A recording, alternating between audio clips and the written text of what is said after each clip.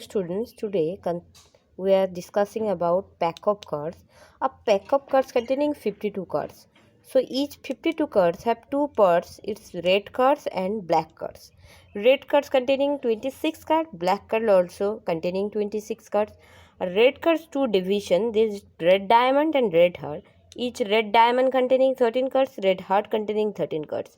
Also black cards have two parts, spade and club. Each spade containing 13 cards and club containing 13 cards. So there are four different card names. It's diamond, heart, spade and club. Also we can say red diamond, red heart, black spade, black club. So now these four division, each division containing 13 cards, and each division have different parts. That's one king, one queen, one jack, one ace and 2 to 10 numbering card, or also we can set cards. So out of total 52 cards, there are each cards containing one king, so that's why four name containing 4 king, 4 queen, 4 jack and 4 ace. So these 4 king, 4 queen, 4 jack, these are called face cards, and so that's why 52 cards containing 12 face cards. This is the division.